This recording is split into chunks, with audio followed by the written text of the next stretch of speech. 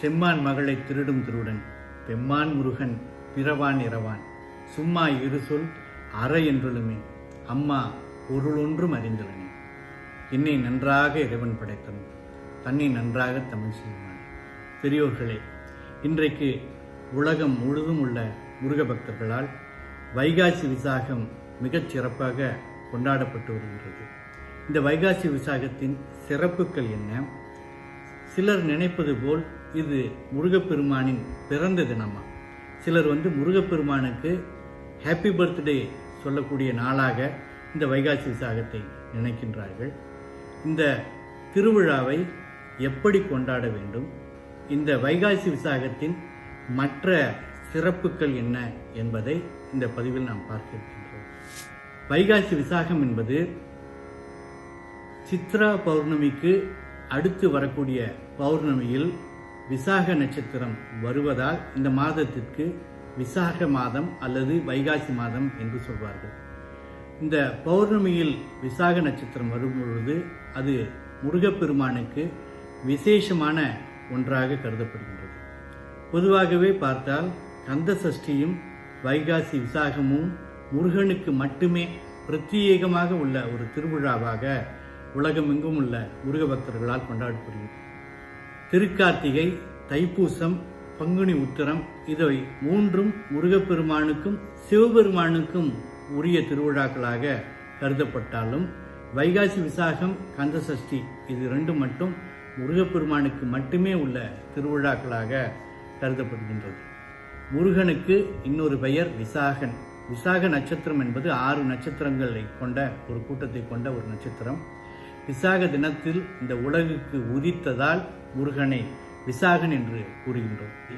இந்த வைகாசி விசாகம் முருகனின் பிறந்த தினமா அல்லது முருகனின் அவதார நாளா என்று பார்த்தால் அதன் விடை கண்டிப்பாக இல்லை என்றுதான் சொல்ல வேண்டும்.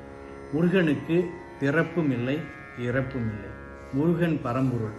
சிவபெருமானின் ஒரு வடிவம்தான் முருகப்பெருமான். சிவபெருமானுக்கு மாகேஸ்வர மூர்த்தங்கள் என்று சொல்வார்கள். 25 மாகேஸ்வர மூர்த்தங்கள் என்றால் 26வதாக சிவபெருமானின் வடிவமாக கருதப்படுவது முருகப்பெருமான். ஏனென்றால் முருகன் வேறு, சிவன் வேறு அல்ல. தத்துவார்த்தமாக சில பேர் சில புராண கதைகளை கொண்டு கேட்கலாம். முருகப்பெருமான் சிவனுக்கு உபதேசம் செய்தார் என்று கூறுகின்றார்களே, இருவரும் ஒருவர் என்றால் எப்படி உபதேசம் செய்தார் அப்படின்னு கூட கேட்பவர்கள் இருக்கின்றார்கள். அதாவது புராண உருவகங்கள் வேறு, தத்துவங்கள் வேறு. தத்துவபூர்வமாக சிவபெருமானின் ஒரு வடிவம்தான் முருகப்பெருமான். சிவபெருமானுக்கு 5 முகங்கள்: ஈசானம், தற்புருடம், வாமதேவம், அகோரம், சத்யோஜாதம் என்ற 5 முகங்கள் என்றால் 6வதாக ஒரு முகம் இருக்கின்றது, அதுதான் அதோமுகம். இந்த அதோமுகம் எப்பொழுது தெரியும் என்றால், ஜனகாதி முனிவர்களுக்கு உபதேசம் செய்யும் பொழுதும் தாரகாசுரனை வதம் செய்வதற்காக முருகப்பெருமானாக உதித்த பொழுதும் இந்த முருகனுக்காக 6வதாக அதோமுகம் என்ற ஒன்றும் சேர்ந்ததால் அது நம்முடைய சண்முகனாக, அருமுகனாக, சிவபெருமானின் ஒரு வடிவத்தையே முருகப்பெருமானாக நாம் கொண்டாடுகின்றோம். ஆகவே சிவனுக்கு பிறப்பும் இல்லை, இறப்பும் இல்லை. பிறப்பு இருந்தால் இறப்பு இருக்க வேண்டும். முருகப்பெருமானுக்கு பர்த்டே என்று ஒன்று இருந்தால் இறப்புக்கும் ஒரு நாள் இருக்க வேண்டும். ஆனால் முருகன் பரம்பொருள், பிறப்பு இறப்பு இல்லாத பரம்பொருள். அதனால்தான் அருணகிரிநாதர் சொல்லுவார், செம்மான் மகளை திருடும் திருடன் பெம்மான் முருகன் பிறவான் இரவான் என்று சொல்லுவார். ஆகவே முருகனுக்கு பிறந்த தினம் வைகாசி விசாகம் இல்லை. ஆனால் முருகன் உதித்த தினம் வைகாசி விசாகம். அது என்னது? பிறந்த தினத்துக்கும் உதித்த தினத்துக்கும் என்ன வித்தியாசம் அப்படின்னு கேட்குறீங்களா? உதித்த தினம் என்பது சூரியன் எப்பொழுதும் இருந்து கொண்டேதான் இருக்கின்றது. ஆனால் சூரியன் கிழக்கில் உதிக்கின்றான் என்றால் எப்பொழுதோ மறைந்திருந்த சூரியன் கிழக்கே உதித்தான். அதே போலத்தான் முருகப்பெருமான் சிவனாக சில பேருக்கு மறைந்திருந்தாலும் சில ஆத்மாக்களுக்காக முருகப்பெருமானாக வடிவெடுத்து சிவன் உதித்த நாள்தான் வைகாசி விசாகம். அருவமும் உருவமாகி அனாதியாய் பலவாய் ஒன்றாய் பிரம்மமாய் நின்ற ஜோதி பிழம்பதோர் மேனியாக கருணைகூர் முகங்கள் ஆறும் கரங்கள் 12 கொண்டே ஒரு திரு முருகன் வந்து ஆங்கு உதித்தனன் உலகம் உய்ய என்பார் கச்சியப்ப சிவாச்சாரியார். அருவமாகி உருவமாகி அனாதியாகி பலவாகி ஒன்றாகி பிரம்மமாகி நின்ற ஜோதி, அந்த ஜோதி பிழம்பாக மாறி 6 பிழம்பாக மாறி சரவண பொய்கையில் கருணை கோட்டு 6 முகங்களாக 12 கரங்கள் கொண்டு முருகனாக உதித்த நாள் வைகாசி விசாகம். ஆகவே வைகாசி விசாகம் சிவன் முருகனாக உதித்த நாள். எதற்காக உதித்தான்? தாரகாசுரனை வதம் செய்வதற்காக. ஒரு சமயம் பார்வதி தேவி தட்சனின் மகளாக அவனின் தவத்துக்கு இணங்க இந்த பூவுலகத்தில் பிறந்தார். அந்த பார்வதி தேவியை, தாட்சாயினி ஆகிய பார்வதி தேவியை சிவபெருமான் மணந்தார். ஆனால் அந்த தட்சன் என்பவன் சிவனை மதிக்காமல் யாகம் செய்த பொழுது அந்த யாகத்திற்கு சிவனை அழைக்காமல் அவமானப்படுத்தினார். அதனால் கோபமடைந்த தாட்சாயினி அக்னியில் விழுந்து உயிர் துறந்தாள் என்று புராணம். அதன் பிறகு சிவபெருமான் தன்னுடைய அவதாரமான வீரபத்மனை அனுப்பி அந்த தட்சனையும் யாகத்தையும் அழித்தார். அதன் பிறகு சிவபெருமான் தியானத்தில் ஈடுபட ஆரம்பித்தார். அந்த நேரத்தில் உலகமே ஸ்தம்பித்து போனது. அதே வேளையில் தாரகாசுரன் என்ற அசுரன் இந்த உலகத்தில் உள்ள தேவர்களை எல்லாம் கொடுமைப்படுத்தியதால் அந்த அசுரனுக்கு சிவனின் வடிவத்தினால் மட்டுமே அழிவு ஏற்படும் என்பதால் தேவர்கள் சிவனின் தவத்தை கலைப்பதற்காக காமதேவனை அனுப்பினார்கள். காமதேவனை சிவபெருமான் தீப்பொறியாக சுட்டெரித்தார். மிச்சம் இருந்த தீப்பொறிகள் 6ஆக மாறி கங்கையில் கலந்து சரவண பொய்கையில் 6 தீப்பொறிகளும் ஒன்றாக அருமுகனாக தோன்றின என்பது கந்தபுராண செய்தி. ஆகவே சிவபெருமானின் நெற்றிக் கண்ணிலிருந்து புறப்பட்ட அந்த தீப்பொறிகள் முருகப்பெருமானாக அருமுகனாக தோன்றின. சிவன் வேறு, முருகன் வேறு அல்ல என்பது இங்கே செய்தி.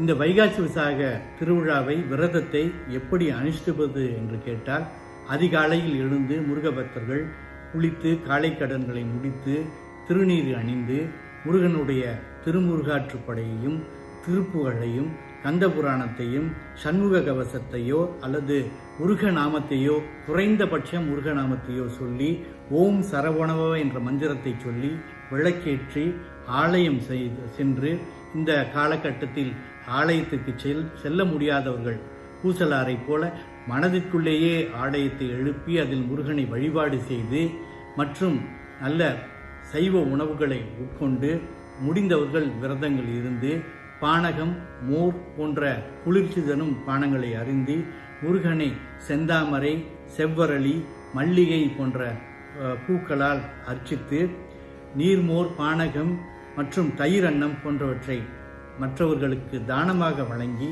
முருகனை 6 படை வீடுகளிலும் முருகன் குடிகொண்டுள்ள எல்லா கோயில்களிலும் முடிந்தால் கிரிவலமாக வந்து இந்த விரதத்தை மேற்கொள்வார்கள். இந்த விரதத்தை மேற்கொள்வதால் பகை அழியும், குழந்தை பேர் கிட்டும், நல்ல மன வாழ்க்கை அமையும் என்று சொல்வார்கள்.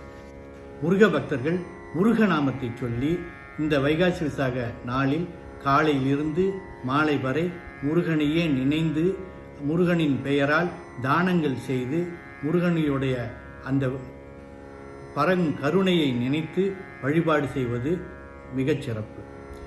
வைகாசி விசாகத்தின் மற்ற சிறப்புகள் என்ன என்று பார்த்தால், மகாபாரதத்தில் அர்ஜுனன் பாசுபதா அஸ்திரம் என்ற அஸ்திரத்தை சிவபெருமானிலிருந்து பெற்ற நாள் இந்த வைகாசி விசாகம். திருமழப்பாடி என்ற ஊரில் சிவபெருமான் மழு ஏந்தி திருநடனம் புரிந்தது இந்த நாள். அடுத்ததாக 12 ஆழ்வார்கள், வைணவ ஆழ்வார்கள், 12 ஆழ்வார்களில் ஒருவரான நம்மாழ்வார் அவதரித்த தினம் இந்த நாள்.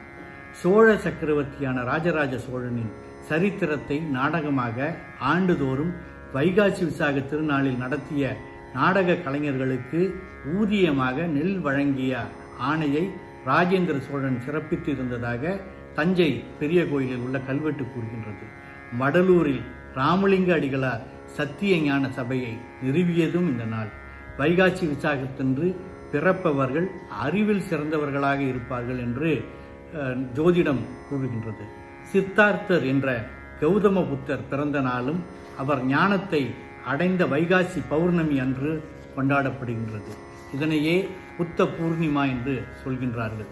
தெற்கு திசையின் அதிபதியும் மரண தேவதையுமான யமதர்மராஜனுக்கு உரியது வைகாசி விசாகம். அன்றைய தினம் யமதர்மராஜனை வழிபடுவதால் நீண்ட ஆயுள் கிடைக்கும் என்று சொல்வார்கள். லட்சுமி நரசிம்மமூர்த்திக்கு வைகாசி விசாகம் சிறப்பான தினம்.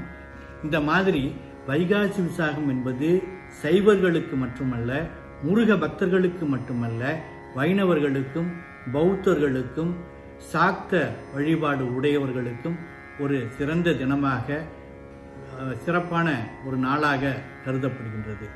இந்த நாள் முருகனின் பிறந்த நாள் அல்ல, முருகன் சிவனாக இருந்து சிவனிடமிருந்து முருகன் உதித்த நாள். சூரியன் கிழக்கில் உதிப்பது போல சூரியன் எப்பொழுதும் இருந்து கொண்டுதான் இருக்கின்றான், முருகனும் எப்பொழுதும் இருந்து கொண்டிருந்தான் இருக்கின்றான். ஆனால் மறைந்திருந்த சூரியன் உதிப்பது போல முருகன் உதித்தான். முருகனின் அவதார நாளாக இந்த வைகாசி விசாகத்தையும் நாம் கருத முடியாது. ஏனென்றால் அவதாரம் என்பது சைவ சமயத்தில் இல்லை. சைவ சமயத்தில் சிவபெருமானுடைய தோற்றங்கள் மாகேஸ்வர வடிவங்களைத்தான் சொல்கின்றோமே தவிர அவதாரங்கள் என்று இல்லை. ஆகவே வைணவ சம்பிரதாயத்தில் தான் அவதாரம். ஆகவே வைகாசி விசாகம் என்பது முருகனின் அவதார நாள் இல்லை, முருகன் பிறந்த நாள் இல்லை, முருகன் உதித்த நாள், முருகனுக்கு உகந்த நாள். ஆகவே இந்த நாளில் முருகப்பெருமானின் வழிபட்டு அவன் அருள் புரிவோம் என்று கூறி நிறைவு செய்கின்றேன். நன்றி, வணக்கம்.